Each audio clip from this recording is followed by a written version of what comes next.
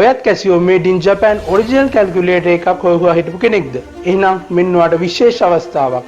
ඔයාලට පුළුවන් ලංකාවේ ඕතරයිස් සෙල්ලර් කෙනෙක් කරා ලංකාවේ කොහෙන්වත් ලැබෙන්නේ නැති විශේෂ දීමනාවක් යටතේ කැල්කියුලේටර් එකක් ලබා ගන්න. ඔයාලට කරන්න තියෙන්නේ පහළ නම්බර් එකට මැසේජ් එකක් දාන එක විතරයි. ඔන්ලයින් පේමන්ට් හෝ කැෂ් ඔන් ඩෙලිවරි මාර්ගයෙන් ඔයාලට පුළුවන් ඔයාගේ කැල් එක ගෙදරටම ගෙන්න ගන්න.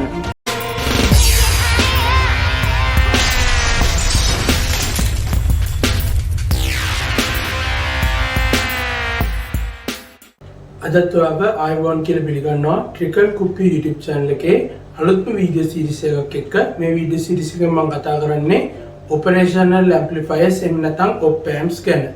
ඉතින් op amp එකක් කියලා කියන්නේ සාමාන්‍යයෙන් එක එලිමන්ට් එකක් නෙවෙයි. මේ op amp එකක් ඇතුලේ ගොඩක් active elements තියෙනවා. මේ active elements එකතු කරලා තමයි සාමාන්‍යයෙන් op amp එකක් හදන්නේ. දැන් ඔයාලට පේන ෆිගර් එකේ බලා ගන්න පුළුවන් model 741 op amp එකේ internal schematic එක. ඒ වගේම අපි ඔකට IC circuit එකක් කියලා කියනවා. ඕකේ තියෙනවා දන්න කියලා inputs දෙකක්. ඒ වගේම voltage supply එකක් තියෙනවා. output terminal එකක් තියෙනවා. ඒ වගේම adjustments වලට තවත් terminals දෙකක් තියෙනවා. තවත් terminal එකක් තියෙනවා system ground එකට. ඒක ඕකේ පෙන්නලා නැහැ. ඉතින් අපි ඕක තමයි सामान्य फिगर එක විදියට ගන්නේ 741 model 741 op amp එකේ. එතකොට අපි ඉස්සෙල් දැන් බලමු සිම්බල් එක මොකක්ද කියලා. සාමාන්‍යයෙන් අපි පාවිච්චි කරන op amp එකේ සිම්බල් එක බලුවොත් එහෙම අපිට මේ විදියට එනවා.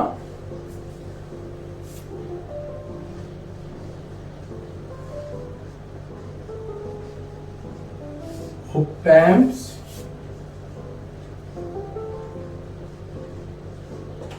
सिंबल එක අපිට ගන්න පුළුවන් මේ විදිහට.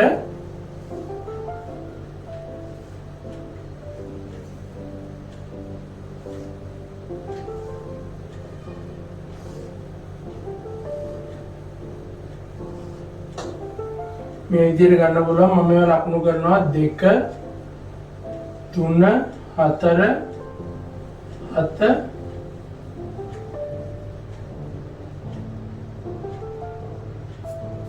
හය විදිහට දාන රින. මෙතන තියෙනවා VCC supply එකක් දාන -VCC supply. එතකොට මේකෙදි 2 කියලා කියන්නේ inverting terminal එක. එහෙම නැත්නම් අපි කියනවා inverting input එක කියලා. inverting input එකෙන් කරන්නේ ඔයගොල්ලෝ දන්නවා මේ විදිහේ සිග්නල් එකක් තිබ්බොත් එහෙම ඒක phase angle එක අංශක 180කින් වෙනස් කරලා මේ විදිහට සිග්නල් එක දෙනවා. එතකොට මේ විදිහ එකක් තමයි inverting terminal එකෙන් inverting input එකෙන් අපි කරගන්නේ. එතකොට 3 කියලා කියන්නේ non inverting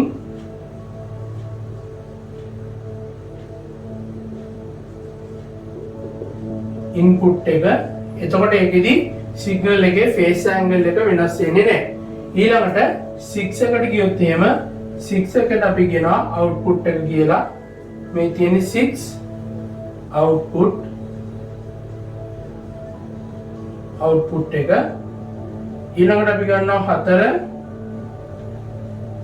4 කියන්නේ මෙතන. ඒ කියන්නේ මේ තියෙන negative power supply.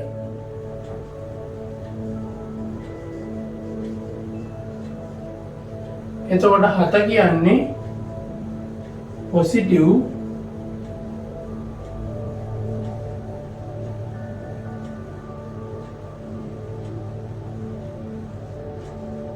positive power supply එක.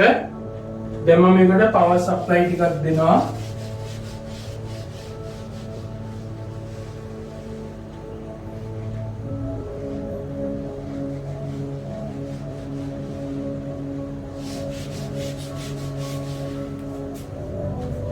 විදියට ගත්තොත් එහෙම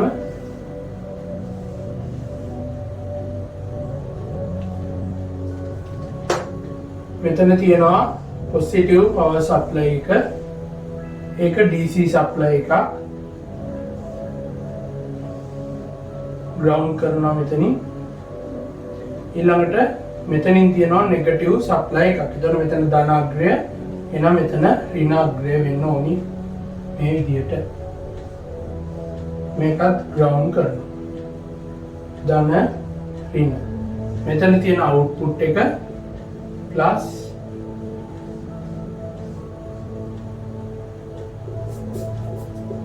අවුට්පුට්. ඊළඟට මේ තියෙන වෝල්ටේජ් ගේන් එක මේ ඇම්ප්ලිෆයර් එකේ මෙතන තියෙනවා ඍණාග්‍රය මෙතන තියෙනවා ධනාග්‍රය. එතකොට ඍණාග්‍රයට මම ගන්නවා මේ විදිහට AC සප්ලයි එකක්.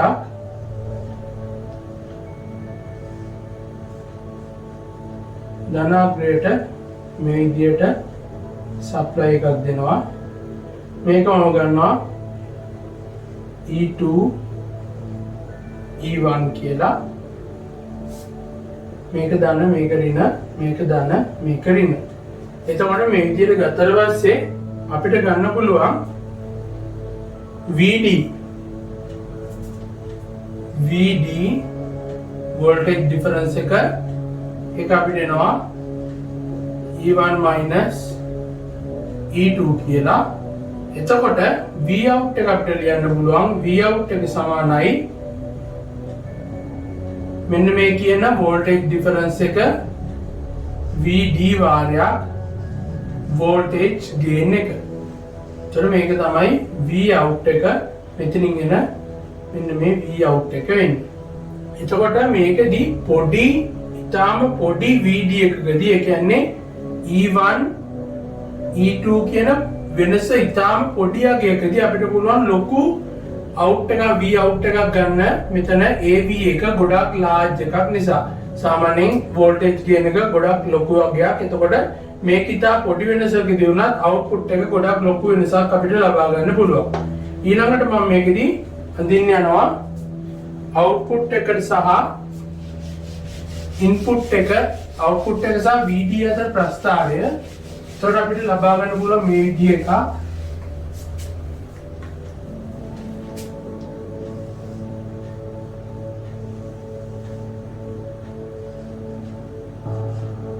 V output VD මේ විදිහට ගත්තට පස්සේ මෙතන තියෙනවා VCC plus මෙතනින් තියෙනවා මේ වගේම දුරකින් minus VCC. එතකොට මේකේ ප්‍රස්ථාරය දෙන්නේ මෙන්න මේ විදිහට. මම මේක මේ විදිහට දික් කරනවා. එතකොට ප්‍රස්ථාරය අපිට ගන්න පුළුවන් වෙන්නේ මෙන්න මේ විදිහට. මේකට අපි කියනවා positive saturation පැත්ත කියලා. positive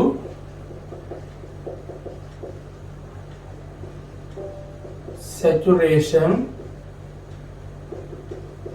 මේ තියෙන්නේ negative saturation.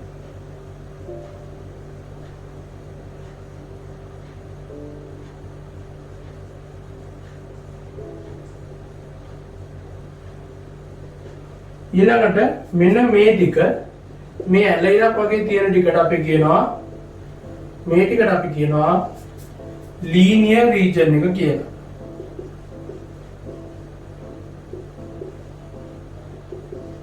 linear region. එතකොට අනිත් region ටික non linear region වෙනවා සාමාන්‍යයෙන්. එතකොට මේ වගේ එකක් තමයි Vout සහ VD අතර ප්‍රස්ථාරය වෙන්නේ.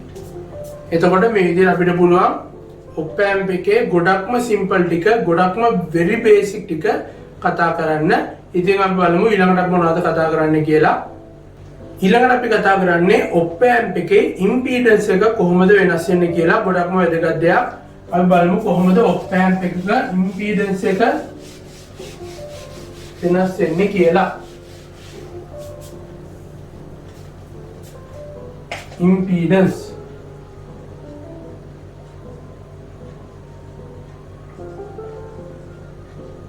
මේ impedance එක අපිට ඇනලයිස් කරන්න අපිට අවශ්‍ය වෙනවා AC equivalent circuit එක op amp එකේ AC equivalent circuit of op amp alone. එතකොට මේ විදිහට AC එකේ දැන් අපි අදින්න යන්නේ op amp එකේ AC equivalent circuit එක. op amp එකේ එතකොට මේ විදිහට අපිට අඳින්න පුළුවන්. මේ විදිහට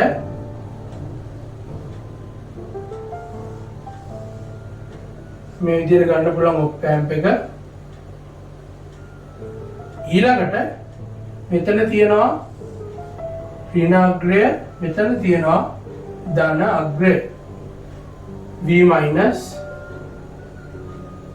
V plus.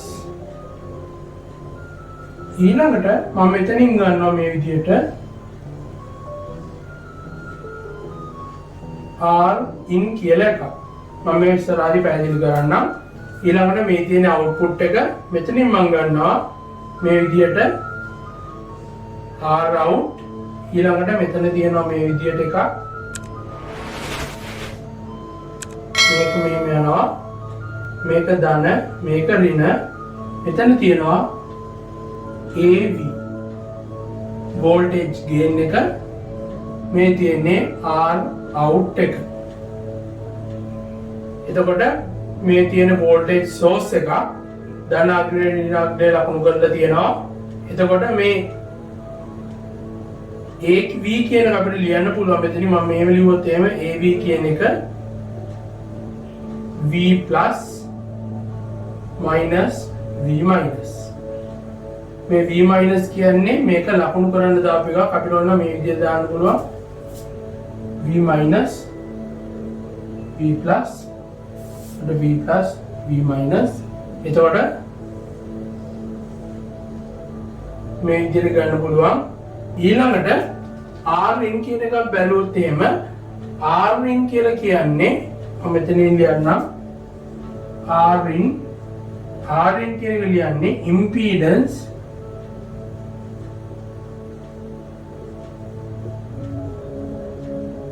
seen into the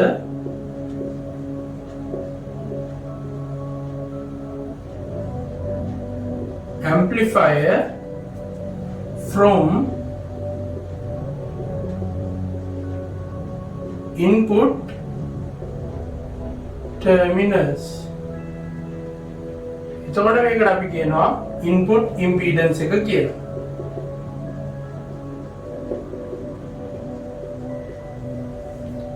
input impedance එක. මේ කියන්නේ impedance seen into the amplifier from input terminals. ඒ කියන්නේ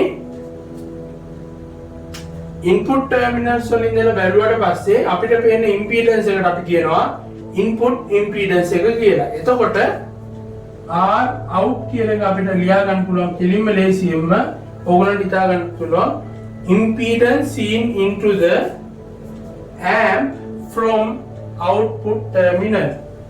Impedance seen into the amp from output terminal. එතකොට output terminal එකේ ඉඳන් බලුවට පස්සේ අපිට පේන impedance එකට අපි කියනවා output impedance එක කියලා. එතකොට මේ තියෙන්නේ output impedance එක.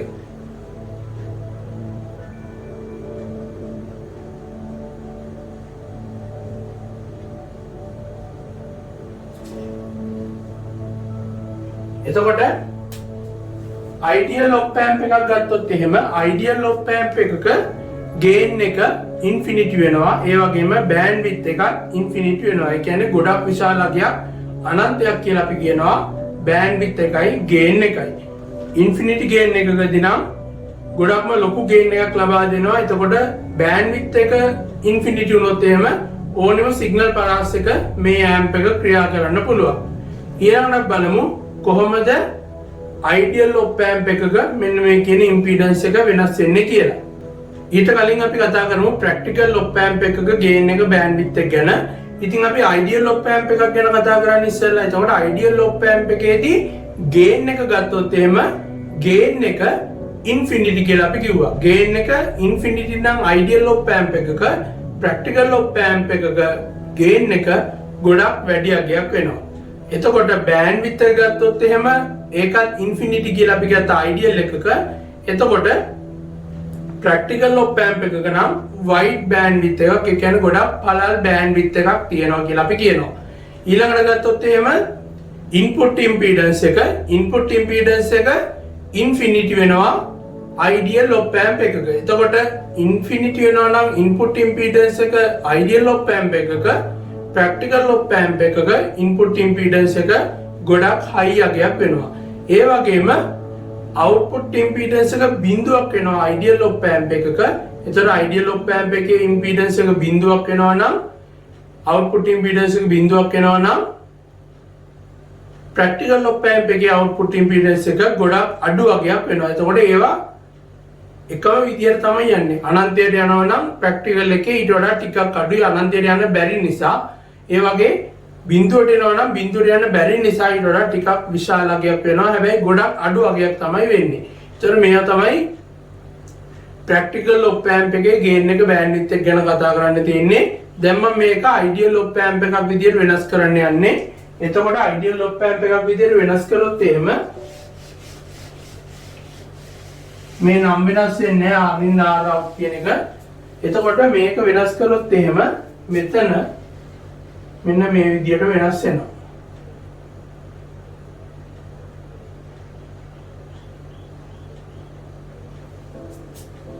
මම කතා කරා ඉන්පුට් ඉම්පීඩන්ස් එක අනන්තයයි කියලා. එතකොට ඉන්පුට් ඉම්පීඩන්ස් එක අනන්තයයි කියලා. එතකොට මෙතන මේ විදියට සර්කිට් එක මෙතනින් නැවතිලා තියෙනවා. එතකොට ඉන්පුට් ඉම්පීඩන්ස් එක අනන්තයක් වෙනවා for ideal op amp.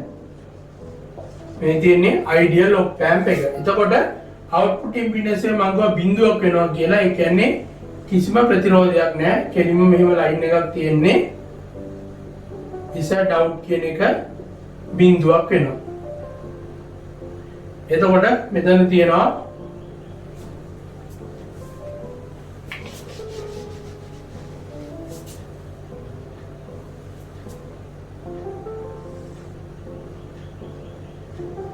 voltage source එක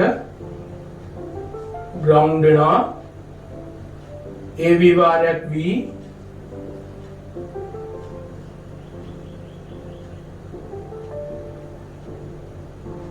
AB වාරයක් V in වෙනවා. V in කියන එක ඔයගොල්ලෝ දන්නවා, මෙතනින් ගන්න පුළුවන්. එතකොට මේක තමයි ideal op amp එකක diagram එක වෙන්නේ. මෙතන අනන්තයයි, මෙතන බිඳුවයි. ඊළඟට අපි ගන්නවා practical op amp එක. practical op amp එක ඔයගොල්ලොත් එක්ක අපි කතා කරා ඉස්සෙල්ලා. practical op amp එකේදී මේක මේ විදියට ලං වෙනවා. මේ විදියට resistor එකක් කරා තමයි මේක සම්බන්ධ වෙන්නේ. resistor එකක් කරා සම්බන්ධ වෙනවා. මේක ගොඩක් ලොකු වගේක්. මේකෙදි resistor එකක් කරා සම්බන්ධ වෙනවා. මේක ඉතා කුඩා වගේක්.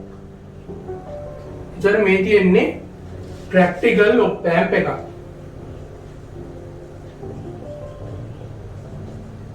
ප්‍රැක්ටිකල් ඔප් ඇම්ප් එකක් තමයි මේ තියෙන්නේ. එතකොට මේ විදිහට අපිට ගන්න පුළුවන් අයිඩියල් ඔප් ඇම්ප් එකක් සහ ප්‍රැක්ටිකල් ඔප් ඇම්ප් එකක්. දැන් අපි බලන්න යන්නේ මේ ඔප් ඇම්ප් වල ඇප්ලිකේෂන්ස් මොනවද කියලා. දැන් අපි ඇප්ලිකේෂන්ස් ගැන කතා කරොත් එහෙම op amp එකක ඒක අපිට කොටස් දෙකකට වෙන් කරන්න පුළුවන්. එකක් තමයි linear applications, අනිත් එක non linear applications. ඉතින් linear applications වල ගියාට පස්සේ අපිට මේක ඔපරේට් වෙන්නේ linear region එකේ. linear region එක කියන්නේ මොකක්ද කියලා ඔයගොල්ලෝ දන්නවා. අර ඇලයිර තමයි linear region එක කියලා කියන්නේ. එතකොට මේකෙදි අපිට assumptions කීපයක් තියෙනවා මේ applications වල. අපි ඒක ගත්තොත් එහෙම assumptions ටික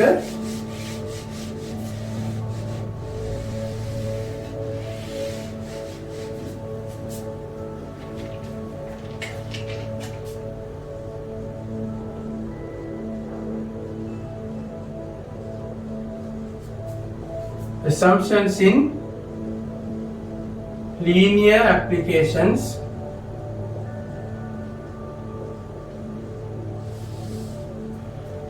Linear applications වල assumption ගත්තොත් එම input current එක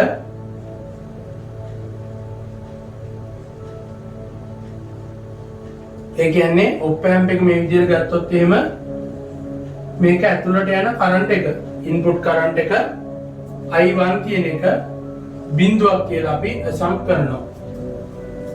කරනවා ඊළඟට input voltages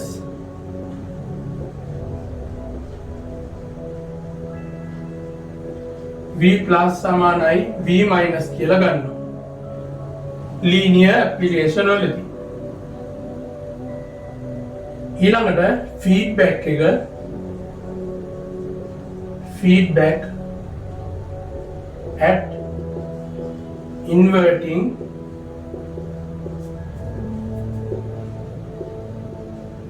input එක ඒ කියන්නේ ධන ඍණ කියලා ගත්තොත් එහෙම feedback එක දෙන්නේ inverting input එකට. එතකොට මේවා තමයි assumptions එන්නේ linear applications වලදී. ඊළඟට අපි non linear applications වලට ගියොත් එහෙම assumptions in non linear ඒවට ගියොත් එහෙම අපි ගත්තොත් එහෙම positive voltage එක supply positive voltage එක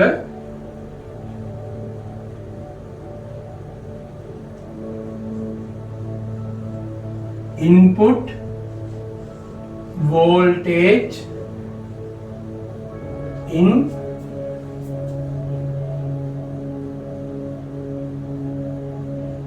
කොහොමද මේක ධන ඒ කියන්නේ ධනාග්‍රේ input voltage එක අපි ගන්නවා V plus කියලා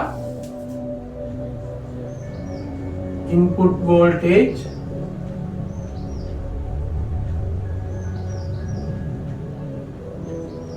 ධනාග්‍රේ මේ ඍණාග්‍රේ V minus කියලා ගන්නවා. එතකොට ඒ කියන්නේ මේ විදිහට ගත්තොත් එහෙම මේක V ධන, මේක V ඍණ, මේක V ධන. එතකොට මේ විදිහ එකක් තමයි මෙන්න මේ කියන්නේ. එතකොට මේකෙදි V out එක සමාන වෙනවා VCC වලට V out එක සමාන වෙනවා VCC වලට ප්‍රස්ථාරය මතක තිය ඔයගොල්ලන්ට මේ විදිහට තිබ්බේ මේ තියෙන V out එක මේ තියෙන්නේ VD මෙතන තියෙනවා VCC මෙතන තියෙනවා -VCC එතකොට V out එක සමාන වෙනවා VCC වලට එතකොට වෙන්න ඕනේ දේ තමයි V plus විශාල වෙන්න ඕනි V minus වලට වඩා. එතකොට තමයි V out එක VCC වලට සමාන වෙන්නේ. ඊළඟට V out එක මෙතන ධන VCC ඍණ VCC වලට සමාන වෙනවා V minus කියන එක විශාල වුණොත් එහෙම V out එකට වඩා V plus එකට වඩා. එතකොට අපිට මෙන්න මේ VCC minus කියන එකට V out කියන එක ගෙනියන්න පුළුවන්.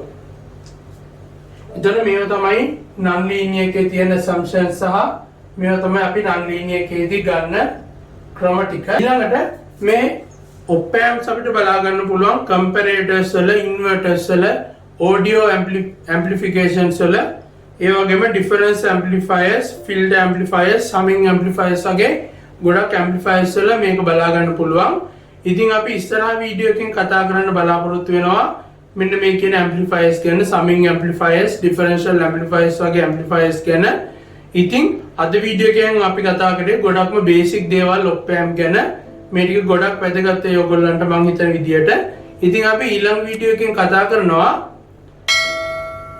inverting amplifiers සහ non inverting amplifiers වල analysis එක කොහොමද කරන්න කියලා. ඉතින් අපි ඒ වගේ අලුත් වීඩියෝ එකක් කරගෙන ආයෙත් ඉක්මනින්ම හම්බෙමු. ඔයාලා හැමෝටම සුබ දවසක්.